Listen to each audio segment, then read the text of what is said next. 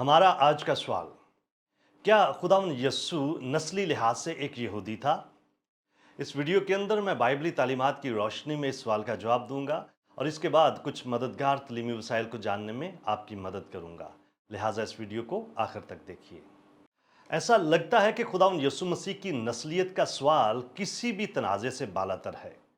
यस्सु मसीह यकीनन यहूदी था, सही?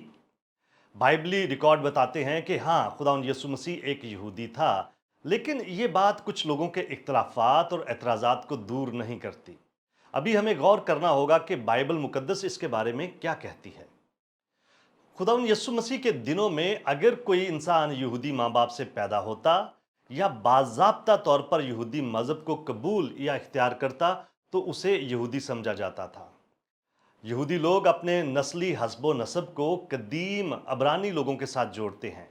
किसी भी नस्ली पस मंज़र से यहूदियत में आने वाले लोग नौ मज़हब यहूदी कहलाते थे।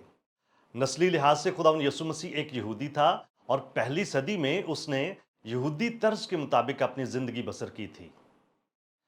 खुदावंद यीशु यहूदा के एक यहूदी माँ बाप के यहाँ पैदा हुआ, गलील के एक यहूदी घराने में पला बढ़ा। उसने यहूदी दारुल हुकूमत यरूशलेम में तालीम दी। उसने पूरे इस्राएल में खिदमत की थी। वो अपने घर यानी यहूदी लोगों के पास आया और उसके अपनों यानी यहूदी लोगों ने उसे कबूल ना किया। सामरी औरत से बात करते हुए खुदावंद यीशु मसीह ने कहा था कि तुम जिसे नहीं जानते उसकी परस्तिश करते हो, हम जिसे जानते हैं उसकी परस्तिश करते हैं, क्योंकि निजात यहूदियों में से है। पहले और दूसरे इसमें ज़मीर को इस्तेमाल करते हुए खुदावंद यीशु मसीह अपनी पहचान एक ऐसे शख्स के तौर पर करवाता है जिसका ताल्लुक यहूदी लोगों के साथ है। बाइबली रिकॉर्ड हकायक का आगाज कुछ इस तरह से करते हैं कि यस्सु मसीह इब्ने दाऊद इब्ने इब्राहिम। जब जिब्राइल फरिश्ते ने खुदावंद यीशु मसीह की पैदाइश की खबर दी तो उसने कहा कि खुदावंद खुदा उसके बाप दाऊद का तख्त उसे देगा और वो यकूब के घराने पर अबद तक बादशाही करेगा। खुदावंद यीशु मसीह की मुनफरद कहानत के बारे में लिखते हुए अबरानियों का मुसन्निफ कहता है, चनाचे जाहिर है कि हमारा खुदावंद यहूदा में से पैदा हुआ। यहूदा यकूब का बेटा था और उसके नाम से ही हमें ये लफ्ज़ यहूदी हासिल होता है।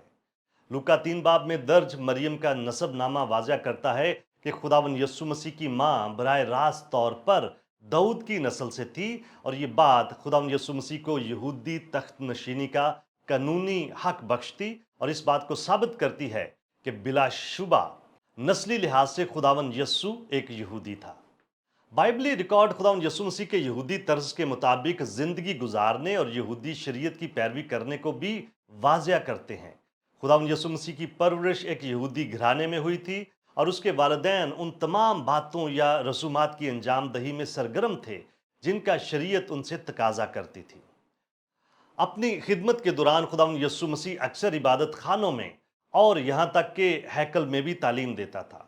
अपनी तालीम में खुदावंद यीशु मसीह ने शरीयत और अंबिया के बाइख्तियार होने की निशानदही की थी। वो दूसरे लोगों को शरीयत की पैरवी करने की तालीम देता और ख़ुद भी अहकामात की पाबंदी करता था। खुदावंद यीशु मसीह का ताल्लुक यहूदी मज़हब से था और अगरचे वो फरीसियों की तरफ से की गई यहूदी मज़हब की तशरीह की सख्ती के साथ तरदीद करता था, मगर उसे एक रब्बी कहा जाता था। बहसीत एक यहूदी खुदावंद यीशु मसीह ईद फसा, ईद क़याम और ईद तजदीद मनाता था। यीशु मसीह यहूदियों का बादशाह कहलाता था।